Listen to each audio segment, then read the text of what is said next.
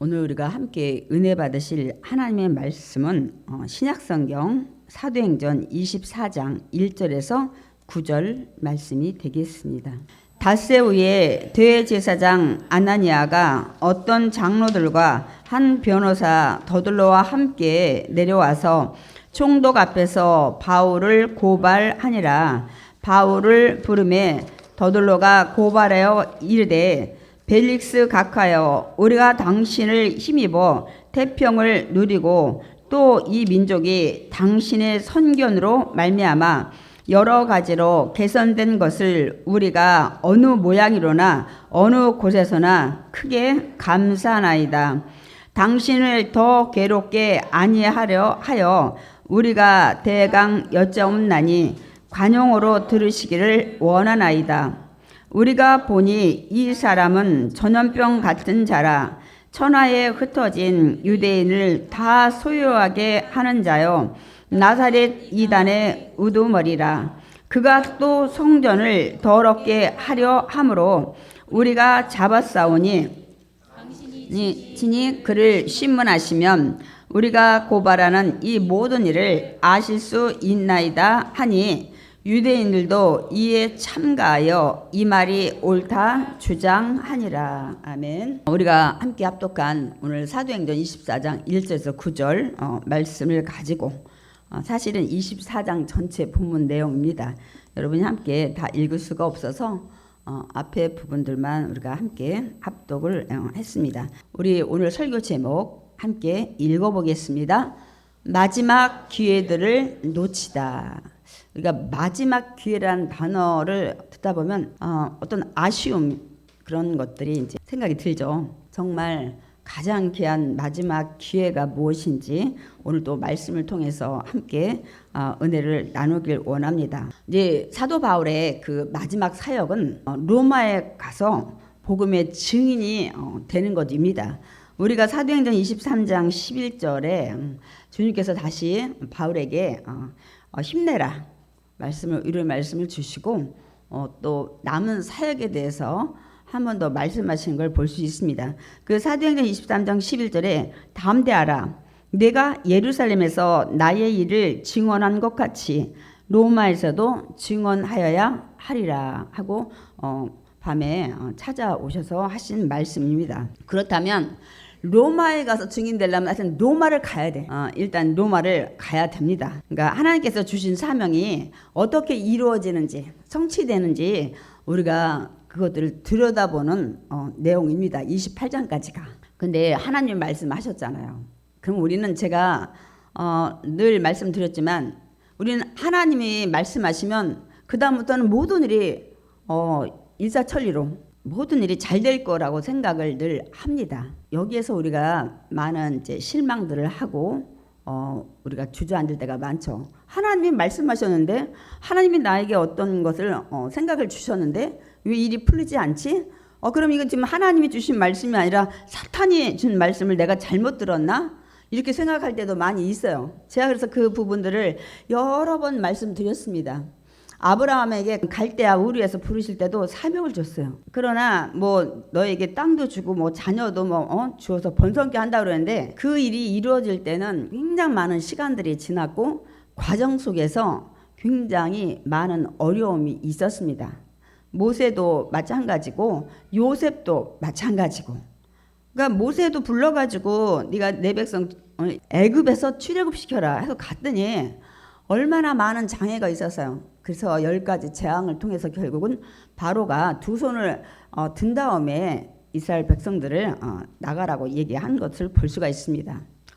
또한 요셉도 하나님의 비전을 주셨잖아요. 꿈을 2번씩이나. 그러나 그 꿈이 이루어질 때까지 거의 13년을 요셉이 얼마나 수많은 어려움을 겪었어요. 보디발 집에 가서 종살이도 했고 감옥에서 죄인의 역할도 했고 그렇기 때문에 제가 드리고 싶은 말씀은 물론 오늘 주인공의 이 사도 바울도 마찬가지지만 하나님이 어떤 말씀을 주셨고 성경에 기록된 말씀이지만 그 과정에 고난도 있다는 것, 더디가는 것도 있다는 것, 여러분이 이걸 분명히 기억하셔야 돼요. 그러나 마지막 종착역은 하나님 뜻대로 이루어지더라는 거예요. 결국 아브라함에게 주신 그 사명대로 가나안 땅, 지금의 이스라엘 땅을 주셨고 모세도 결국은 출애굽은 시켰어요. 애굽에서 탈출시켰죠. 그래서 가나안 땅에 인도를 했고 또 요셉도 결론적으로 애굽의 국무총리가 되기 위해서 아버지의 그 야곱부터 시작해서 70명이 다 그곳에 와서 형들이 요셉을 몰라봤잖아요. 곡식 사러 와서 결국은 하나님의 뜻대로 다 이루시는 걸 볼 수가 있습니다. 그러나 그 과정 속에서는 굉장한 고난도 있고 역경도 있고 또 시간, 그래서 너희는 고난 중에 있느냐 기도하라는 말씀이 있고 시험이 왔을 때 인내하라는 말씀이 성경에 기록이 되어 있는 것입니다, 여러분. 그러니까 여러분 인생에도 그런 어떤 말씀이나 성경 말씀을 믿었는데 그대로 쉽게 안 된다고 포기하시면 안 돼요. 제가 제 말씀을 약간 드렸잖아요. 저는 하나님 부르신 그 소명이 굉장히 분명했어요. 그 시골의 운동장 강단에서 제가 거기서 무슨 말씀을 선포할 때 옛날 국회의원들 출마할 때 그런 데서 많이 자기 자신을 막 나타냈잖아요. 그런 것들을 전 여의도 성전에서 2번씩이나 같은 환상을 보여줬고 너는 내가 너를 지명하여 불렀나니 너는 내 것이라, 이런 말씀, 제가 교회 나간 지 뭐 1년도 안 된 초짜가 그런 말씀이 뭐 이사야에 있는지 어쩌는지는 몰라요.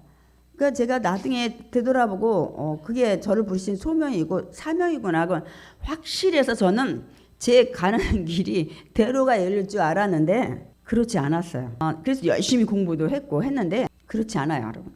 그래서 제가 한동안 하나님 앞에 좀 섭섭이가 들었었는데 다 내려놨어요. 제가 항상 얘기해요. 성경을 보니까 이럴 때도 있고 저럴 때도 있고 그것도 맡겨야 된다고 제가 늘 말씀을 드렸잖아요. 그래서 제가 이제 60 중반에 가면서 하나씩 계속 모든 것들을 내려놓으니까 욕심이죠.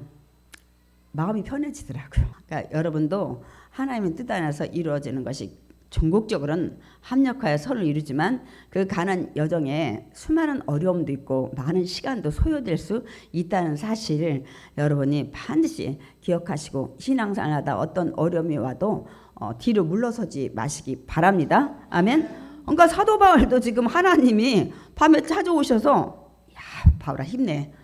너 아직 사명 안 끝나서 너 지금 예루살렘에 머물고 있지만 로마도 가야 돼. 그러면 그 길이 막 대로가 열려야 되는데 로마까지 가는 길이 만만치 않습니다. 그래서 오늘 이제 그거를 우리가 들여다보는 거예요. 막는 대적들이 굉장히 많아요. 우리가 첫 번째로는 누가 막았냐면 우리 지난주에 말씀 들었어요. 이 바울을 죽이려는 음모를 꾸미는 자, 그들은 금식이 아니라 단식 정도의 결단을 하고 이를 죽이려고 하는 40여 명의 이 일당들이 있었습니다, 여러분. 그들 계획은 그 천부장이 거느린 안토니아 성에 있는 군대 안에 갇혀 있는 바울을 나오게 해서 사내들인 공에 세우는 오는 길 여정에 이들이 숨었다가 죽이려는 계획을 짰던 거잖아요. 그러나 하나님은 그들의 그 계획을 바울의 조카에게 들리게 하고 결국은 천부장에게 알려지게 하는 것을 볼 수가 있습니다. 그래서 천부장 그날 밤 바울을 죽이면 또 자기 책임이 될 것 같아서 470명의 호위병을 통해서 예루살렘을 빠져나가게 하는, 그래서 결국은 당시의 팔레스타인, 그러니까 천부장 루시아는 예루살렘을 다스리는 유대의 그런 지도자로 왔고 이제 가이사랴에는 그 당시 팔레스타인, 그러니까 유대 이스라엘 땅의 전체를 다스리는 총독 벨릭스가 있는데 거기까지 가게 된 거예요. 하나님이 옮기신 거죠. 이런 상황이었지만 그래서 어쨌든 죽음을 면하게 하는 것을 우리가 지난주에 들었습니다. 이제 가이사랴에 도착해 보니까 또 다른 대적들이 기다리고 있는 거예요. 이 바울을 보낼 때 천부장이 이 벨릭스한테 편지를 써서 보냈잖아요. 이만저만 저만 이만해서 내가 지금 바울을 급히 당신에게 보냅니다. 그러나 바울을 고발하는 자도 곧바로 보내서 진이 누가 잘잘못을 했는지 판단하게 할 거라고 그래서 편지를 읽고 이 총독 벨릭스가 누구를 기다려요? 바울을 고발할, 그래서 재판을 하게 될 이 고발자들을 기다리는데 닷새 만에 오늘 우리가 읽었습니다. 그들이 가이사랴에 도착을 이제 합니다, 여러분. 그래서 우리가 이 성경을 읽었지만 거기에 정확한 온 사람들의 이름을 기록하고 있습니다. 대제사장 아나니아가 함께 왔어요. 바울이 회칠한 담이여 말하면서 저주를 했었잖아요. 그러니 얼마나 분노가 치밀었겠어요. 요놈 내가 죽여야지. 여기까지 달려왔고 또 바울을 죽이려는 그 수많은 장로들도 함께 왔고 그 다음에 데리고 온 사람이 재판을 하기 위해서는 좋은 변호사를 써야 돼. 여기 보면 변호사 더둘러도 함께 왔다고 얘기를 하고 있습니다. 지금부터 우리가 24장, 25장에는 재판에 대한 얘기가 많아요. 그러니까 이거를 통해서 대적하는 자들의 그런 모양새를 볼 수가 있습니다.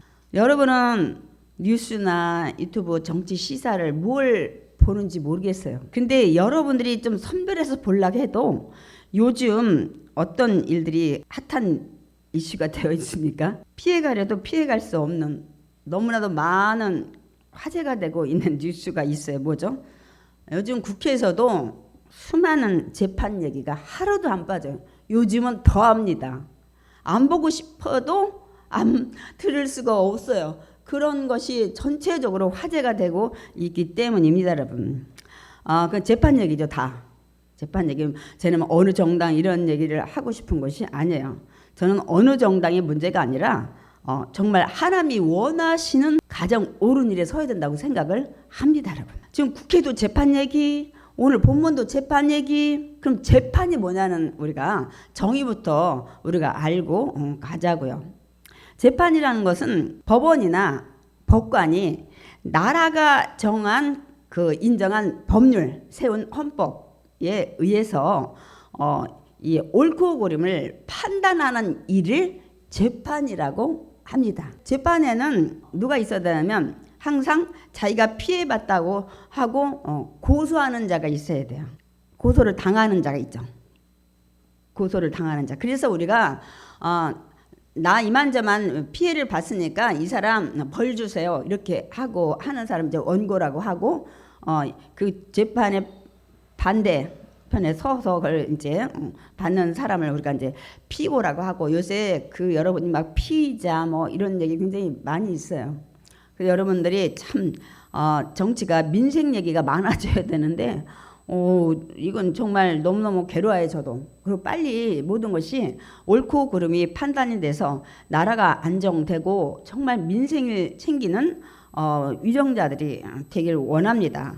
그런데 문제는 지금 그 재판을 들여다보면 이런 법관들, 무슨 뭐 대법원원장이 뭐 얼마를 받았냐면 그건 아직 몰라요.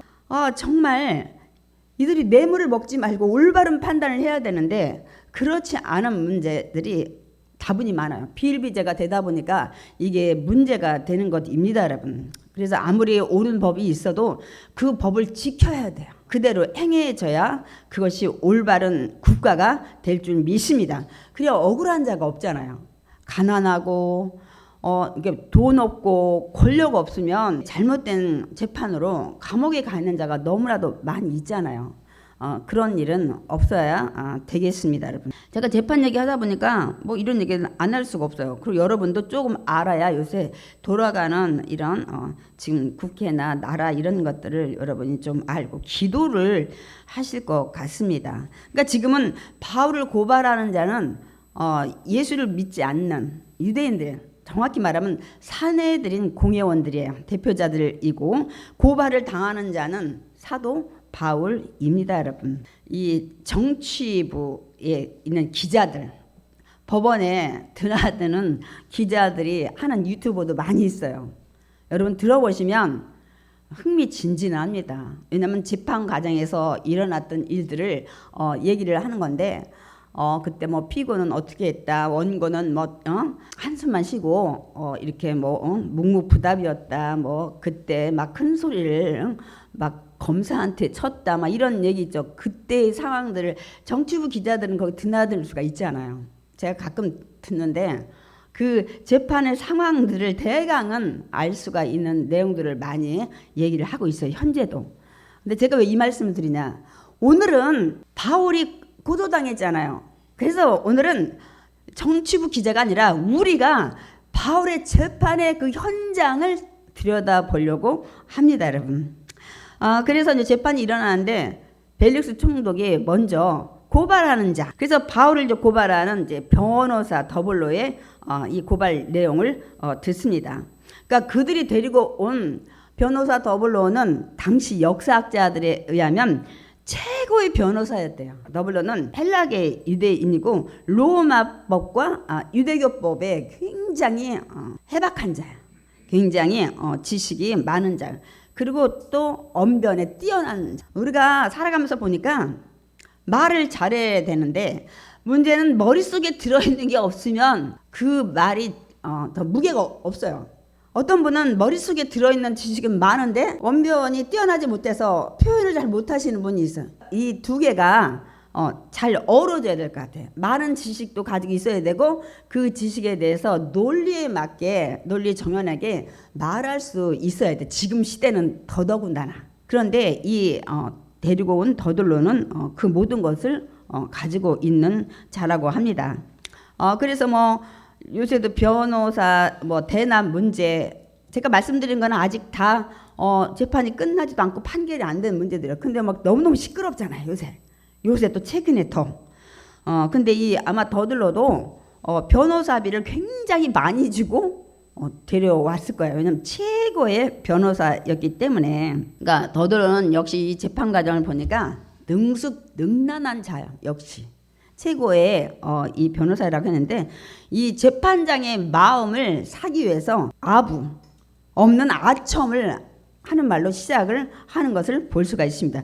이런 내용이 오늘 본문에 기록된 내용입니다. 그래서 저는 요즘 이 재판이 많은 것이 도움이 되는 건지 그래도 나라가 안정됐으면 좋겠어요. 저는 지금 말씀 전하는데 참고로 드릴 수 있는 재료가 되긴 하지만 어찌됐든 나라가 올바로 가야 될지 믿습니다. 그러니까 뭐라고 이 더둘러가 시작을 하냐면 당신 때문에 이 벨릭스 때문에 우리가 태평을 누리고 여기 제가 본문을 좀 줄였어요. 당신의 선견 그러니까 예지 때문에 이 선견 지명 때문에 우리 삶이 개선됐대. 여러 곳에서 여러 모양에서 우리가 그걸 보면서 굉장히 크게 감사한대요. 아니에요. 벨릭스가 와가지고 이 팔레스타인은 어떻게 지도를 했냐면 좀만 폭동이 일어나면 그냥 권력으로 누르고 자기 자리의 권력이 좀 위태로우면 그냥 다 죽여버렸어요. 그래서 나중에 유대인들이 탄원해서 잘려요. 이 벨릭스가. 그런데 지금 전혀 이 모든 것들을 막 입술에 침도 안 바르고 막 칭찬을 지금 해야 되는 거예요. 그래서 능숙한 최고의 변호사인지는 난 모르겠어요. 그게 감사한다.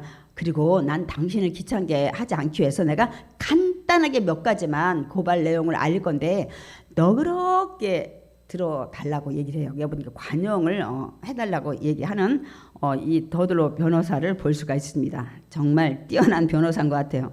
그러면서 이제 내용을 보면 이 사람은 바울은 누구와 같은 자라고 하냐면 전염병과 같은 자라는 거예요. 전 너무 감사한 게 7월 말인가요?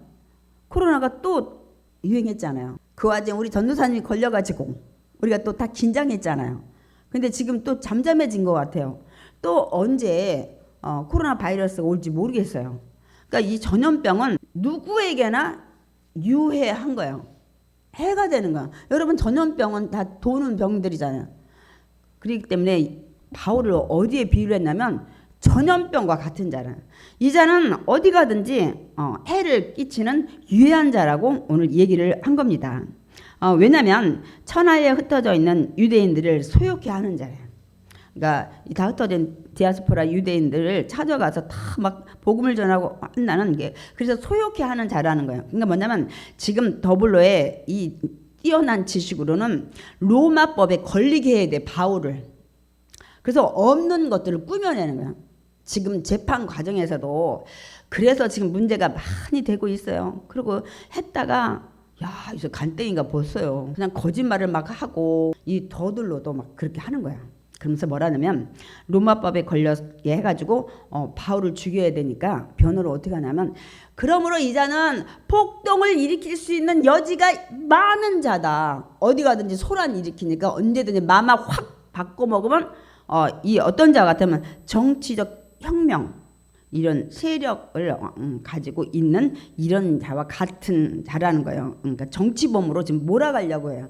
여기도 보면은 본심이 아닌데 그런 의도로 이 몰아가는 재판들을 많이 볼 수 있어요. 근데 여기서도 우리가 볼 수가 있습니다. 그래야 로마법에 걸려서 이 벨릭스가 죽이게 할 수도 있기 때문입니다, 여러분. 그러나 두 번째, 세 번째는 피해갈 수가 없어요. 거짓말을 해도 그렇지 너무 과장돼 갈 수는 없잖아요. 그래서 이제는 종교적인 문제를 얘기를 합니다. 그러니까 그 당시 로마가 얼마나 많은 나라들을 식민지 삼았습니까? 그러다 보니까 제가 전에도 설명했죠. 로마는 지금의 그 이탈리아의 작은 도시밖에 안 됐었어요. 그러나 이 로마 도시가 온 세계를 많이 지배하다 보니까 로마인이 부족해서 이렇게 시민권도 주고 했다고 말씀드렸잖아요. 그러니까 많은 사람 다스릴 수 있는 인력이 부족하다 보니까 어떻게 해요? 그 식민지의 각자의 종교들은 굉장히 터치 안 하고 굉장히 자유하게 했어요. 단 굉장히 강력하게 한 거는 정부에 대한 반항 감정, 혁명, 이거는 굉장히 엄한 법으로 다스렸습니다. 그래서 유대인들의 이런 유대법의 종교에 관한 것들은 로마에서 신경을 안 썼어요. 나라도 식민지도 많아졌지만 그런 데까지 신경 쓰다가 다 잡아 죽이면 여러분 살아남을 사람이 많지 않고, 지금도 북한에서도 김정은이가 웬만해서는 요새 총살을 많이 안 한다고 그래요. 이래서 죽이고 저래서 죽이고 탈북자 가족 뭐해서 죽이고 하다 보면 북한의 인구가 많이 안 남아 있었어요. 가능하면 안 죽이려고 한다고 하더라고요. 마찬가지 여기도 이런 그 종교적인 문제, 이런 자체적인 자기 나라에 대한 이런 문제는 로마에서 터치를 많이 안 했어요.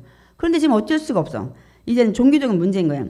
나사렛 이단의 우두머리라고 얘기를 합니다. 이 바울은 또 이것도 정치범으로 몰아가는 거야. 그런 나사렛 예수 그리스도가 태어나 자란 곳이 나사렛이잖아요. 이 종교의 우두머리 지도자라 언제든지 폭동을 일으킬 수 있는 자라고 지금 모라를 이렇게 가는 곳입니다, 여러분. 그러니까 나사렛 예수의 그 십자가의 죽음과 부활을 이단이라고 이들이 정죄를 하는 걸 볼 수 있습니다. 지금도 많은 유대인들이 예수를 믿지 않는 이유가 그 당시 예수를 미친 청년이라고 생각했어요. 왜? 갑자기 이가 하나님 아들로 왔다는 거, 자기는 하나님과 동등하다는 거, 막 이런 식으로 얘기를 하니까 우리가 이제 오늘 요한복음에도 보겠지만 뭐 자기가 성전을 그 헤롯이 46년 동안 진 성전을 3일 만에 무너뜨리면 세운다. 근데 나중엔 예수님이 3일 만에 십자가에 죽으시고 부활하심을 얘기하는 거라고 이제 나중에 깨닫고 제자들이 믿었다고 말씀을 하고 있는데요. 지금도 이 변호사는 어떻게든 죄를 꿰가지고 로마법에 걸리게 지금 머리를 쓰고 있는 것을 볼 수가 있습니다. 세 번째는 성전을 더럽게 하려는 자이다. 더럽혔다는 자가 아니야. 더럽히려고 하는 자라는 거야. 그래서 우리가 이 모세의 율법대로 이를 처단하려고 잡았다는 거야. 우리가 저번에 봤죠. 성전 밖으로 끌고 가서 돌로 치는 걸 천부장이 듣고 군대를 데려와서 바울을 빼내는 것을 우리가 볼 수가 있습니다, 여러분. 그러니까 모세 율법에 따르면 성전 모독죄가 굉장히 커요. 신성 모독죄, 성전 모독죄, 이들은 이 예루살렘 솔로몬 성전, 이 헤롯 성전을 아주 생명 걸고 이들이 지키는 자들이기 때문에 이 얘기를 합니다. 그런데 천부장 루시아가 와가지고 바울을 빼내가지고 데려왔다는 거예요.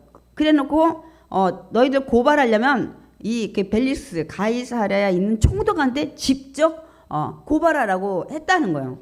중간에 내용이 생략이 됐어요. 빼버렸어요. 이게 아니죠.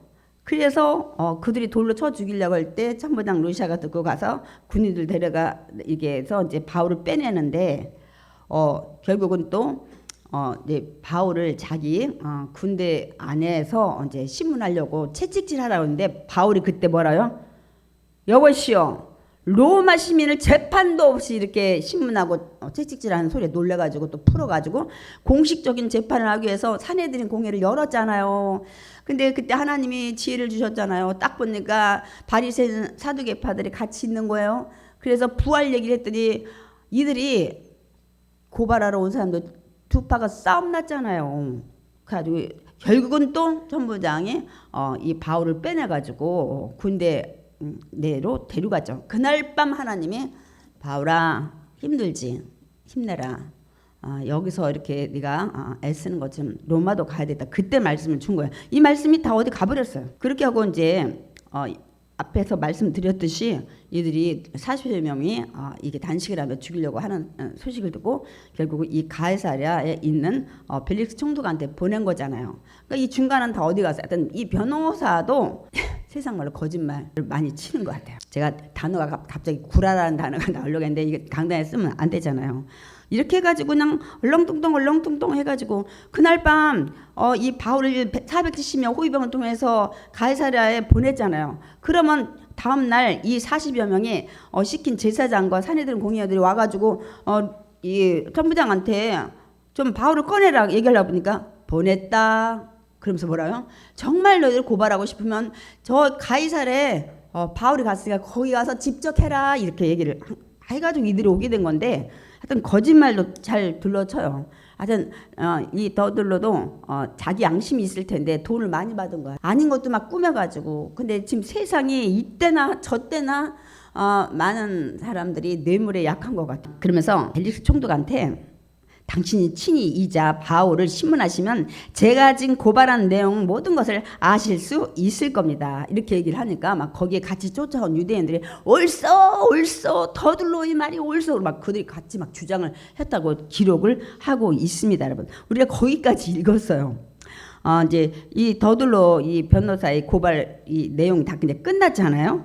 그러니까 벨릭스가 듣고 있다가 바울이 거기 서 있었잖아. 이제 너 해봐. 이제 여기 보면 이 고갯짓을 했다는 거예요. 이제 너 해봐 이렇게 했다는 거예요. 그래서 이제 바울이 이제 자기 자신을 변호하는 것을 볼 수 있습니다. 바울도 변호사를 샀어야 되는데 바울은 스스로 자기가 자신에 대해서 변호를 이제 하는 겁니다. 바울도 예의상 간략한 인사로 시작을 해요. 이렇게 하면서 당신이 열해 전부터 이 민족이 재판장이 된 것을 내가 알고 내 사건에 대해서 변호하게 된 것을 나도 기쁘게 생각한다. 이렇게 간단하게 인사를 합니다. 그리고 이제 바울은 무엇부터 변호를 하냐면 더둘러가 여러 가지 가지고 지금 이렇게 고발을 했는데 사실 더둘러가 고발한 내용을 나는 일으킬 만한 시간적 여유가 없었다. 여기부터 변호를 하기 시작한 겁니다. 그러니까 당신이 조사해 보면 잘 아시겠지만 내가 예루살렘에 도착한 게 이틀밖에 안 됐다. 그러니 언제 내가 이 정치적 소요를 일으키고 또 대중들과 접할 수 있는 시간이 있었겠냐. 그 얘기를 이제 합니다. 내가 성전에서 누가 변론하는 것도 없었고 회중이나 이런 회당이나 시중에서 무리를 소동케 하는 것도 하지 않아서 누구도 그런 것을 내가 하는 걸 보지 못했다. 만약에 그랬다면 지금 그들이 나를 고발한 모든 것에 증거를 제시하라고 말씀을 하십시오. 여러분 그 재판에는 아무리 말로 해도 증명할 것이 있어야 돼요. 그래서 요즘은 세상이 무서워요. 어떤 걸로 많이 교통사고도 그렇고 많은 것들을 여러분 이 형사들이 조사를 합니까? 우리나라가 가장 잘 되어 있는 게 CCTV를. 옛날에는 CCTV를 이게 몇 군데만 달아서 우리가 뭐라고 했어요? 사각지대가 있다 그랬어. CCTV 안 비추. 지금은 점점 갈수록 CCTV를 곳곳에 다 달아요. 왜? 범죄 잡는데 굉장히 좋거든. 동선 찍는 거 뭐 이런 거 등산로에서 누굴 죽였냐 할 때 그 사람의 행선 CCTV. 그래서 사실은 범죄 잡는 자한테는 좋지만 우리 사생활이 여러분 다 노출된다는 거예요. 엘리베이터 안에도 있지, 집 현관에도 있지, 어디 대마다 다 있어요. 장단점이 있어요. 또 하나, 우리는 그런 마음 별로 안 가졌는데 여러분 대화할 때 좀 상대방이 좀 악한 사람이다 하면 여러분이 얘기하면서 녹음을 하셔야 돼요. 언제 반론을 제기해서 여러분을 뒤집어 씌울지 몰라요. 근데 정치인들은 다 하나 봐. 핸드폰도 굉장히 많은 개수를 가지고 있지만 다 녹음을 한 거예요. 나중에 녹취록을 다 공개를 해서 이게 막 뒤집어지고 사건이 뭐 막 이런 걸 요즘 우리가 많이 보잖아요. 그래서 제가 겁나는 세상이다. 누구랑 얘기할 때 다 녹음을 하는 거야. 근데 녹음이 핸드폰만 가지고 있는 게 아니야. 컴퓨터에도 있고 뭐 볼펜에도 있고 무슨 목사처럼 시계에도 있고 그러니 이게 지금 세상 사는 게 결론적으로 편한 것만큼은 아닌 것 같아. 그 사용하는 사람한테는 편리하겠지만은 거의 핸드폰으로 또 이 전화할 때도 여러분 그 뒤에 동글동글한 거 있잖아요. 여러분 아무 때나 하지 마시고 저 사람이 계속 음모를 하고 무슨 사고 났을 때 상대방이 엉뚱한 소리 할 때는 증거를 남기기 위해서 하긴 하지만 요즘엔 이런 것들이 녹취록을 나중에 틀어가지고 이런 것들을 재판을 뒤집는 걸 얼마나 많이 봅니까? 그러니까 이제 바울의 변호 내용은 결론적으로 뭐냐면 자신은 종교적으로 유대인들을 미혹한 적이 없다는 거예요. 그리고 정치적으로도 불법적인 집회를 하거나 로마 정부에 반한 그런 어떤 모임도 주도한 적이 없대요. 시간도 짧았지만 할 새도 없었다. 이 얘기를 합니다. 그러니까 자신의 무죄를 변호를 바울이 하는 거예요. 그러니까 결론적으로 지금 그 최고의 변호사 더블러가 고발한 내용은 하나도 맞지 않다. 이 얘기를 하는 겁니다, 여러분. 그 대신 이제 바울은 이 얘기를 하죠. 그러나 한 가지는 내가 확실히 말할 수 있다. 왜냐하면 사도행전 24장 그 14절에 16절에 나는 그들이 이단이라 하는 예수님을 믿고 십자가에 죽으시고 부활하신 이거를 그들과 똑같이 조상의 하나님을 섬기고, 왜냐하면 성경에는 구약에는 오실 예수님에 대해서 말씀하고 있어요. 십자가에 죽으시고 부활하실 예수님 다 얘기하고 있어요. 그래서 율법과 선지자들의 그 말씀을 난 다 믿는다. 그들처럼, 저들처럼, 유대인처럼. 그리고 하나님을 향한 소망, 그들과 같이 나도 가지고 있다. 이 얘기를 나도 똑같다, 동일하다는 얘기를 합니다. 그래서 그 하나님을 향한 소망이 뭐냐면 다시 우리가 천국에 가는 거야. 하나님이 계신 곳에 곧 의인과 악인의 부활이 있을 거라는 말씀이다. 얘기를 합니다. 제가 여러 번 말씀을 드렸는데 우리가 그동안 의인의 부활은 많이 들었어요. 예수님 재림하실 때 우리는 이 휴거된다 이런 얘기는 많이 들었는데 왜 그동안 저는 설교 중에 악인의 부활에 대한 것은 많이 못 들었어요. 왜 그럴까요? 이거 분명 전했어야 되는데. 제가 말씀드리잖아요. 아니 착하고 예수 믿는 사람만 예수 믿는 사람이지, 착한 게 예수 믿는 사람이에요. 예수 모시면 뭐 무덤 속에 죽었다가 흙으로 있다가 죄가 됐든 다시 부활을 해서 천국 가는 거는 우리가 많이 들었어요. 당연한 건데 예수 안 믿고 죽고 악한 일 하는 사람이 예수 안 믿는 사람이지 사실. 왜 그 사람들 부활한다는 얘기를 하나도 안 했냐는 거예요. 여러분, 내가 잘못해서 나는 다시 태어나지 않는다면 그것도 괜찮을 것 같아. 벌을 안 받아 영원히. 지옥 갈 일이 없어. 다시 살아나지 않는데. 그러면 잘못하고 많이 욕심부려서 돈 벌고 쾌가고 죽은 다음에 그것도 괜찮을 것 같아요. 고통 안 받으니까. 그런데 그 예수 안 믿고 악한 일한 사람도 똑같이 부활한다니까요. 제가 이 얘기를 전하면서 우리 성도들의 반응이 없으니까 내가 성경에 없는 얘기를 지금 하고 있나? 막 그런 생각을 여러 번 했어요. 그래서 오늘은 시간이 좀 지나도 그 성경에 있는 말씀을 제가 좀 준비를 했습니다. 먼저 구약에서 뭐라고 말씀하고 다니엘서 12장 2절 하나님께서 이 말씀을 다니엘에게 주셨어요. 우리 다 같이 읽겠습니다. 땅의 티끌 가운데서 자는 자 중에서 흑된 사람들이요 많은 사람이 깨어나 영생을 받는 자도 있겠고 수치를 당하여서 영원히 부끄러움을 당할 자도 있을 것이며. 제가 잠깐 말씀. 땅의 티끌 가운데 지금 살았을 때 우리는 티끌과 같은 존재예요. 그런데 흙으로 흩어진 모든 자 중에서 예수님이 질문할 때 다시 깨어나서 여기서 영생은 영원히 산다는 단어지만 아픔도 슬픔도 애통하는 것도 곡하는 것도 죽음도 없는 곳에서 사는 걸 영생이라고 그래요. 그러나 아프고 슬프고 괴롭고 불로 지지고 벌레가 들어갔다 나갔다 뱀이 어쩌고 저쩌고 이런 데 사는 걸 영벌이라고 그래요. 근데 둘 다 영원히 죽질 않아. 그래야지 천국 가는 사람이 당연한 거지. 그 사람도 안 죽어. 근데 그 사람은 영원히 괴로운 데서 그래서 우리가 술 피우면 이리 가려. 전도할 때 믿을 걸, 교회 갈 걸, 우리 이 얘기 많이 옛날에 들었죠. 여러분, 그렇지 않으면 전 예수 안 믿는다고 그랬어요. 다시 부활해서 천국도 없고 지옥도 없다면 저는 안 믿어요. 목회도 안 해요. 전 돈 벌 거예요. 돈 많이 벌어서 잘 먹고 잘 살고 여러분 여행 가고 자녀들한테 물려주고. 근데 그게 아니에요. 여러분, 예수 안 믿는 자들도 부활을 하는데 그들이 가는 곳이 지옥인데 영원한 영벌을 받아요. 우리 성경에는 보면 불러서 소금 치듯 하는 벌레도 죽고 싶어도 죽지 않아요. 이 땅에는 죽고 싶으면 여서는 자기 생명 끊잖아요. 거기서는 고통스러워 내 생명 끊고 싶어도 이제는 죽을 수가 없는. 우리 마가복음 9장 48절인가 그 지옥에 대해서 여기 말씀하고 있잖아요. 그래서 예수 믿는 거예요. 여러분, 이 땅에 복 때문에 예수 믿는 게 아니고 그거는 부차적인 거예요. 여러분, 한 것은 요한복음 5장 28절 29절 읽겠습니다. 무덤 속에 있는 자가 다 그의 음성을 들을 때가 오나니 예수님 재림 선한 일을 행한 자는 생명의 부활로, 아까 영생이에요. 악한 일을 행한 자는 심판의 부활로 나오리라. 심판받고 지옥 가요. 저 예수님이 하신 말씀이에요. 그래서 예수님이 마태복음에도 그 말씀이 준비가 됐나요? 읽겠습니다. 그들은 영벌에, 의인들은 영생에 들어가리라 하시니라. 예수님이 직접 말씀하신 거예요. 마태복음 25장에 양과 염소, 양은 옳은 일하고 가난한 자, 힘든 자, 병문안하고 막 그 이제는 헐벗은 자, 염소들은 가난한 자 돌보지도 않고 자기 배만 채우고 이런 자들에 대해서 이제 예수님 그 얘기 앞에 하시잖아요. 제가 이제 그 얘기를 하다 보면 길어지니까 분명 말씀하고 있어요.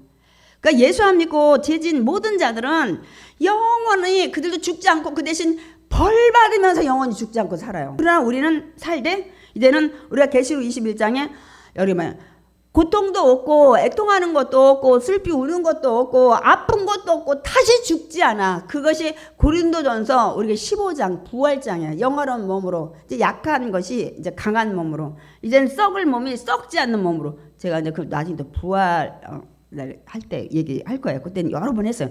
이걸 여러분 기억하세요. 이래서 우리는 예수를 믿는 거예요. 믿는 자는 영생에 가고 믿지 않는 자는 영벌에 영원히 죽지 않고 거기서 헤어날 수가 없는 거예요. 여러분이 예수 믿는 목적이 이게 1순위예요. 왜 근데 악인들이 부활한다는 설교를 저는 많이 듣지 않았어요. 그래서 성경은 분명히 얘기하고 있어요. 아니 죄 지은 자가 영원히 벌 받고 있어야지. 그럼 뭐가 고통이냐고. 죽고 꽥하고 땡이라면. 그래서 여러분한테 가족이고 뭐고 좀 가까운 친척, 이웃, 여러분 좋아하는 친구라든지 전달하는 거예요. 여러분 천국 가는데 그렇지 않은 자는 영벌에 가서 아우 그 친구가 말할 때 믿을걸, 부모님이 교회 가라고 할 때 믿을걸, 슬피 울며 이를 갈리라. 성경에 분명히 얘기 있어요. 그 얘기를 바울이 하고 있습니다. 그러면서 뭐라고 하냐면 나는 몇 년 만에 여기 예루살렘에 왔다. 근데 그냥 온 게 아니야.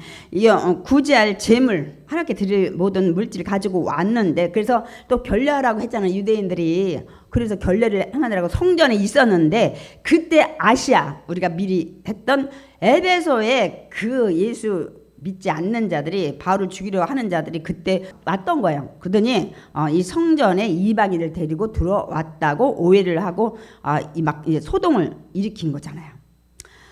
그러면서 뭐라는 바울이 정말 내가 그때 죄를 지었다면 지금 그들이 와서 고발해야 되는데 그들 지금 한 명도 없다. 개미 새끼도 안 왔지 않느냐. 내가 정말 죄를 졌다면. 그리고 막 바울이 열났어요. 그리고 지금 여기 더들로 안 하냐 뭐 제사장이고 뭐고 여기 이런데 내가 정말 죄진 걸 봤다면 지금 이 자리에서 입증하라고 벨릭스 총독이요 명령을 내리세요. 아주 확실하게. 근데 이들이 아무것도 되지 못하는 거예요. 우리가 그럴 때 뭐라고요? 증거가 불충분하다고 해서 기각시키잖아요. 그냥 없애버리잖아요. 소송한 거를. 그냥 끝내버리는 게 얼마나 많아요. 그런데 내가 그들 앞에서 내가 죽은 사람의 부활에 대해서는 얘기했다는 거예요. 이들은 찔려. 죽은 사람이 누구야 지금 여기서? 예수님이야. 그들이 죽였잖아. 근데 그들이 죽인 예수가 글쎄 살아났다고 하니 이들이 그걸 듣기 좋아하겠냐고. 얘기하자. 그래서 내가 그것 때문에 지금 신문 단다고 내가 외친 것밖에 없습니다. 그러면서 이로써 바울의 변호가 끝났어요. 정말 간략하면서 일목요연해. 그냥 몇 가지만 들으면 훤하게 다 알 수 있게끔. 누가 더 최고의 변호사예요? 바울이에요. 세상 사람의 지식으로는 하나님의 성령의 지혜를 따라갈 수가 없어요. 간단하면서 아주 간략하게 이해시키게 딱. 이거 증거대라는데 증거가 없는데 어떻게 이 재판에서 이기겠어요. 그래서 이제 바울의 변호도 저쪽에도 이제 고소도 다 끝났어요. 이제 벨릭스가 이제 바울이 말하는 그 그리스도 도도라는 걸 여기 와서 한 6년 정치를 했기 때문에 잘 알고 있었어요. 그런데 바울이 죄가 없구나 하는 걸 이제 알게 된 거예요. 천부장도 그걸 알고 있었잖아요. 그런데 어떻게 했냐면 유대인들이 여기서 반발 일으킬 것 같아요. 사내들인 저들도 유대인들도 마음을 사로잡아야 되고 그래가지고 글쎄 이래서 사람이 못된 거야. 죄가 없는 거 알면 빨리 석방해야 될 거 아니오. 붙잡아 두고 천부장 루시아가 올 때까지 연기한다고 그래서 결국은 이들이 그 소송한 문제를 어떻게 했어요? 이제 기각해버린 거예요. 없애요. 천부장 올 때까지 연기한다고 그냥 재판을 끝내지를 않고 이렇게 이제 해버린 거예요. 그러면서 이제 벨릭스는 이제 죄가 없는 거 바울을 들었잖아요. 가두어 두 대 있잖아. 자유를 줘. 친구들이 와서 뭐 옛날에는 지금도 그러나요? 지금은 감옥에 가면 밥이고 뭐고 다 주잖아요. 그래서 무슨 학교에 가야 된다고 그러잖아요. 근데 그 당시는 가족들이 이렇게 뭐 이렇게 굳이 그 먹는 이런 것들 넣어야 되는 그걸 금하지 말라고 최대한 호의를 줘요. 이제 그러고 있다가 재판 이제 며칠 후에 이 벨릭스가 자기 아내 유대 여자를 데리고 왔어요. 근데 이름이 두루실라인데 데리고 와서 그리스도의 복음을 이제 들어요. 근데 바울이 뭘 하냐면 다 알아요. 이 벨릭스가 어떻게 악한 자인지 불의하고 여자 탐하고 이런 걸 다 아니까 말씀을 정하되 이렇게 정한 거예요. 정의가 뭔지 옳은 게 뭔지 당신이 하는 이런 것들을 양심에 찔리게. 그래서 인간은 절제하고 살아야 된다. 아무리 욕심이 올라와도 해야 될 게 안 해야 될 거 아주 그냥 뼈를 때리는 얘기를 합니다. 그리고 심판이 있다 그래요. 잘못하면 나중에 지옥 가는 이걸 아주 그냥 딱딱딱 집어서 얘기하니까 벨릭스가 가슴에 마음에 양심에 찔리겠어요? 안 찔리겠어요? 그만 다음에 듣겠다 하고 바울을 보냅니다. 여러분 다시 부른다고. 그런데 그 뒤 벨릭스가 있잖아요. 이 바울을 자주 불렀는데 오늘 이유가 있어요. 사도행전 24장 26절 바울에게서 돈을 받을까 바라는 거로. 우리가 앞에 우리 장에서 봤나 봐요. 저기 그걸 했죠. 바울이 그랬잖아요. 내가 민족을 살리기 위해서 구제, 예물, 물질을 가지고 많이 왔다고 하니까 요놈이 돈 많구만. 내가 저 뇌물을 받아야 되겠다 하고 자주 불러서 얘기하면서 돈 내놓을까 너 석방하면 이래가지고 이런 마음으로 여기 자주 만났다고 하잖아요. 그러니까 복음을 듣기 위해 부른 게 아니에요. 뇌물을 받기 위한 목적으로 만났다는. 그런데 이 벨릭스는 결국 이제 이 뒤에 한 2년 있다가 로마에 이제 소환이 돼요. 유대인들이 탄원을 했어요. 막 굉장히 강제 진압을 많이 하고 막 여러 하다 보니까 다시 본국으로 소환이 되고 누가 왔냐면 보르기오 베스도가 새로 부임을 하게 됩니다.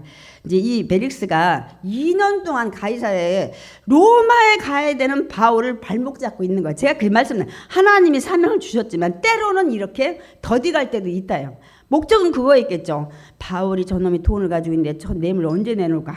뇌물 주고 석방해달라고 안 할까? 아니면 내가 죄가 없다고 석방했다는 내가 지금 유대 이 사람들을 다스려야 되는데 이들이 지금 폭동이 일어날 거야. 이제 그럴까봐 이제 유대인들의 반발을 염려해서 붙잡고 있는데 이게 2년이라는 시간이 지난 거예요. 저는 오늘 말씀을 결론을 내려요. 이렇게 바울을 괴롭히던 이런 유대인들 또 사례들인 이 공회원들 고소하려고 죽이려고 얼마나 애를 썼어요. 최고의 변호사 돈 많이 주고 데려왔잖아요. 그리고 벨릭스 총독 이들이 바울을 기회가 될 때마다 이들한테 막 복음을 전했잖아요. 양심에 찔리기도 하고. 그러나 그들은 믿지 않았어요. 그러나 그들은 정말 구원의 기회를 놓친 거예요. 제가 오늘 설교 제목이었어요. 다시는 이제 바울을 만나지 못해요. 대제사장 아나니아도 못 만나고 이런 벨릭스도 결국은 로마로 소환됐잖아요. 본국으로. 이제 복음을 듣고 구원을 받을 기회를 놓쳐버린 거예요. 이 대제사장 아나니아는 이렇게 악한 이런 자는 이제 몇 년 후에 유대인 민족에 의해서 여러분 암살당했어요. 죽었고요. 이 벨릭스 총독은 본국에 소환됐잖아요. 유대인들이 막 저기 탄원을 집어넣어가지고 그래서 관직에서 물러날 뿐만 아니라 죽을 뻔했는데 형 팔라스가 조금 이 국고에서 일했던 이런 책임자 형이 살려내가지고 어떻게 거기서 살 수가 없잖아. 그래서 여러분이 잘 아는 화산 폭발이 됐던 폼페이로 이주를 해버렸어. 근데 결국은 70 몇 년도에 그 화산 폭발이 일어났었잖아요. 그때 죽어버렸쇼. 폼페이에서. 화산 폭발 날 때 역사적인 사실입니다. 제가 이제 이 많은 것들을 이제 생각하게 돼요. 아까 제가 이 유대인 여자 이 벨릭스도 얼마나 악했냐면 3번째 결혼했어요. 이 안에 있던 유대인 여자 두루실라인가요? 거기도 3번 결혼했어. 이들이 얼마나 악했는지 이 두루실라도 나면 헤롯 대왕의 손녀예요. 헤롯 아그리파 1세의 막내딸인데 6살 때 정략 결혼했는데 그쪽 왕자가 뭐냐면 할례를 못한다고 해서 파혼했고 그 다음에 15살 때 또 다른 왕자하고 결혼해서 있었는데 이 벨릭스가 와서 보니까 너무 예뻐 두루실라가. 그때 20세도 안 됐어. 그래가지고 유대인 마술사를 시켜가지고 꼬드겼어. 그래가지고 벨릭스가 이혼하고 자기 아내를 사는 거예요. 이들이 이렇게 악한 일을 하니까 하나님이 이런 결론을 내리게 하는데, 어쨌든 제가 이 많은 것들을 생각하게 돼요. 말씀을 준비하면서 구원의 기회는 항상 열려 있는 게 아니다. 저는 이제 사람들이 그 세상을 떠났다고 하면 제일 먼저 드는 생각이 뭔지 아세요? 그분은 예수를 믿고 떠났을까? 저는 그 생각을 해요. 천국과 지옥은 반드시 있습니다. 아까 말씀드렸던 의인과 악인의 부활도 확실히 있습니다. 그러니까 늦지 않았어요. 지금이 중요한 거예요. 내가 아직도 예수를 믿으려고도 믿어지지 않아. 여러분 기도하세요. 성령님께 기도하시기 바랍니다. 그래서 예수를 나의 구원자로 믿고 하나님을 나의 아버지로 믿고 여러분 거듭나서 하나님 자녀 되고 모두 천국 가시기를 원합니다. 아멘. 그러니까 여러분 부활이 있는데 여러분 의인의 부활로 속해셔야 돼요. 다시는 아픔도 슬픔도 애통하는 것도 곡하는 것도 죽음도 없는 천국에서 우리가 함께 가기를 축원드립니다. 아멘.